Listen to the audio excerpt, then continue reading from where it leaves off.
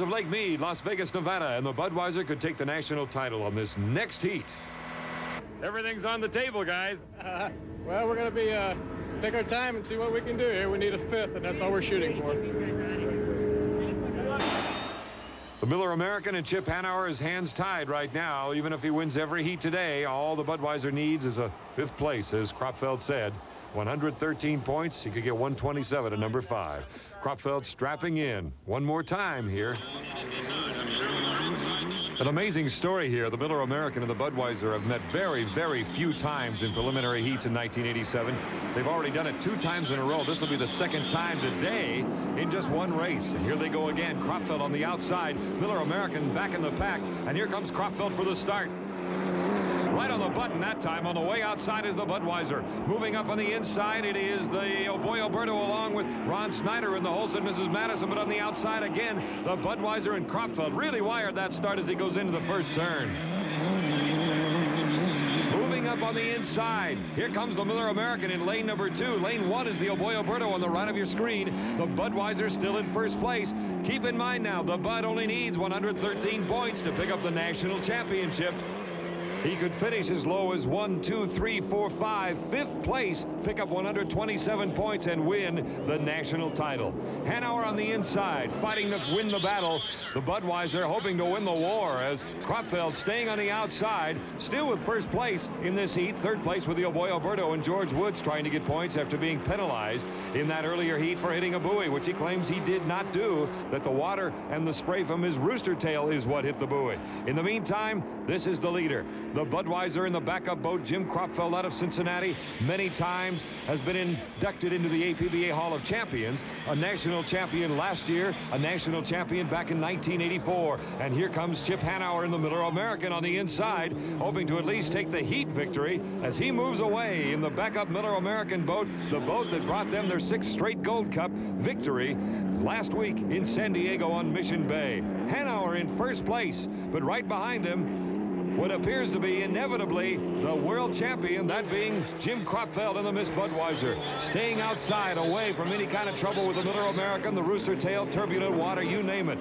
All he needs, there's one of the crew members, and obviously telling Jim Kropfeld, all you need to do is finish. Get at least a 5th place, and you've got the national title. All the beans in one preliminary heat right here on Lake Mead in Las Vegas, Nevada. Hanauer, who went through a great deal of frustration in 1987, coming out with a new boat. The boat just quite simply didn't perform well enough for their camp, could not keep up with the Budweiser, and then suffered damage to the spar, which holds the sponsons together out in front of the driver, what we talked about earlier today in dealing with the Cellular One. And they had to go to the backup boat, and it has performed beautifully. As you can see, it's still even rough for this boat. Miller American in first place, coming down to complete Heat 2A. It'll be Hanauer winning the battle with another 400 points, 800 for the day. But let the celebration begin in the Budweiser camp. Here comes Jim Kropfeld, the 1987 world champion. Jim Kropfeld in the Budweiser. 3rd place, the Boy Alberto. And congratulations to the Bud team, their 2nd straight national title.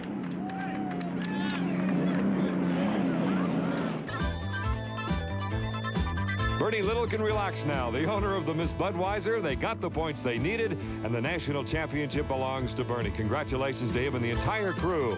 The Miller American winning the heat, Alberto coming in 3rd, and the rest of the field. Let's go down to the national championship camp.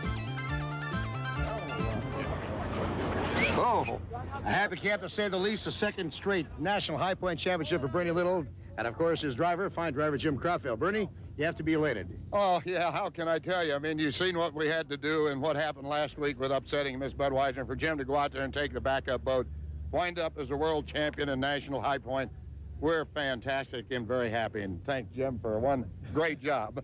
Jim, now you're going to tell us what this blue bandana means now that the season's over? Season's not over yet. Well, you're national champion. That's right. You're still going to wait till the end. That's right. You got to win this race yet, Jim. The mystery continues. National High Point driver and the boat, the Miss Budweiser, Jim Kropfeld, for the 2nd straight year, decided right here on this very course. Now let's go down to Don Poyer in the Miller camp. Don? You're finishing strong, but not enough in time, I guess, is the best way, as Budweiser wins the national championship. Yeah, well, we knew going into the day that was something that was out of our control, and we try to have the philosophy of not worrying about things that we can't control, and we never really did consider the national championship. We were just trying to win the boat race. On the other hand, you're having a great send-off or kickoff for 1988, bringing in the other crew from Houston, working on the turbines. You're really on a roll right now.